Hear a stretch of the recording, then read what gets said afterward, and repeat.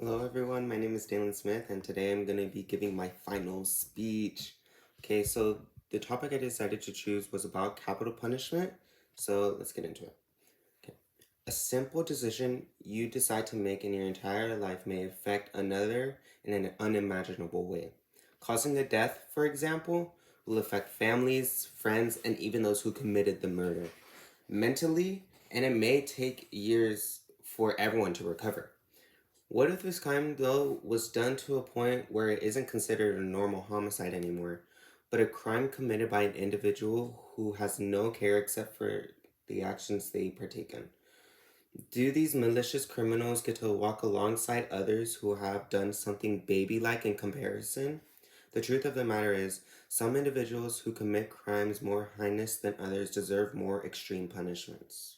So, when discussing crimes that cannot even be remotely compared to others, capital punishment is done on a reasonable and evaluative basis, has become more humane in recent years, and will potentially save more lives. Capital punishment, or the death penalty, is not decided on personal beliefs, but a group of evaluation of facts and information. According to Hugo Adam Bedu and Paul G. Castle in the 2004 published book, Debating the Death Penalty, Should America Have Capital Punishment? A jury of 12 persons, selected for their ability to be impartial in evaluating the facts, reviews all the evidence, including whatever evidence the defendants might choose to present. A defendant might choose to present before determining whether a defendant has committed an aggravated capital murder. So, basically, this life-dependent decision is not only chose by one person, as some people think how the government just randomly chooses it. No, it's chosen by a group of the jury, just like a basic jury. These individuals do extensive research, and they go through many battles, not only through the case, but like with their own selves. They go through a lot of mental things throughout cases such as these. So it is not easy to give a capital punishment, but in some options, it is the right choice. The crimes done by those who are given the death sentence are reasonable in comparison to the sentence. So, in the same source, Debating the Death Penalty, Should America Have Capital Punishment, published in 2004, the authors Hugo Adam Bedu and Paul G. Castle stated how many jurisdictions impose the death penalty for numerous crimes besides murder, including rape, kidnapping, and treason. So even though this fact is a little different now, since most kidnappings are not given the death penalty, it still kind of has the same point. So basically, the death sentence is not only given to people who commit small crimes such as like robbing a bank or something like that. The death penalty is given to those who commit crimes that are very large, so like a mass murder or even like a large terrorist attack.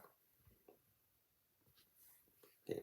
To first understand how humane capital punishment has become in the past years, or in the past few centuries, understanding the execution methods of the past will help realize the shift in ethics. So, based on a book, From the Noose to Needle, Capital Punishments in the Late Liberal State, published in 2009, Timothy Vance Kaufman Osborne said that there, out of the nearly 20,000 documented executions in the US, starting from the time the first permanent English settlement was found in Jamestown, about 2/3 of those executions were from lynching. So, by doing the math, over 13,000 individuals were executed in like a painful manner. Now, although most of these criminals did commit crimes that the state did not seem as right, executing in a way is almost similar to something that the criminals would be doing. It is not a humane way to die from lynching, and the same goes for other methods such as the electrical chair or even beheading. So, changing the methods of execution, which I will get into soon, but changing the methods of execution actually is more humane, and it proves that basically the changing of methods creates more of an idea that capital punishment isn't as horrible as some make it seem. Because the way that people are being executed now is much more calmer than it used to be. So, now getting into that more, the methods used for executions now have changed dramatically when compared to past years. So, after numerous debates regarding whether capital punishment was an ethical way to deal with criminals, information from the book Executing Freedom: The Cultural Life of Capital Punishment in the United States, published in 2016. The author of the book, Daniel LaChance, stated how states gradually adopted lethal injection, a mode of execution that risks presenting the condemned as sick animals being euthanized. So they did this to make executions more humane, as I said previously. So, in comparison to the other methods such as beheading, electrocution, and lynching, this approach was much kinder. This humane practice is not in the best views of people. There are some people who believe this practice is too kind for criminals who have committed like large crimes. But despite that, this form of execution is actually not unethical, and it proves that capital punishment has come a long way. The thought of potentially being executed for committing murder may stop individuals from acting out on these crimes, which in turn will save lives. So Matthew H. Kramer, in the book The Ethics of Capital Punishment, a philosophical investigation of evil and its consequences, published in 2016, explained how a general fear, suffused awareness of the dire consequences of committing murders can be enough to incline potential malefactors away from engaging in such misdeeds. So the such misdeeds would be like murders and horrible crimes.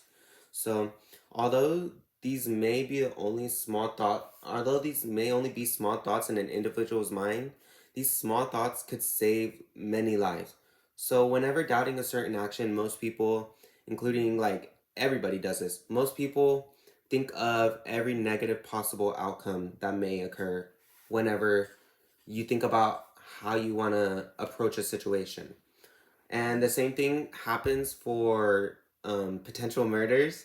So basically, if they see things about capital punishment, they will feel more fearful towards the idea of committing the crime itself. So these influences on their personal thoughts can save lives. Fewer murders are committed within different groups. So according to Could Quicker Executions Deter Homicides: The Relationship Between Celerity, Capital Punishment, and Murder, published in 2011, Valerie L. Wright stated how executions serve to reduce murders for both whites and blacks. So basically, for both whites and blacks, as well as intimate murders and crimes of passion.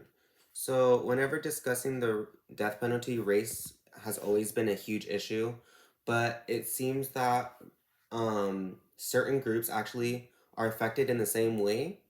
So it's not that one group is going to benefit more than the other, or no, not one group is going to benefit. One group isn't going to be as affected as well as another group from capital punishment. No, it's that both of them are affected in an equal way.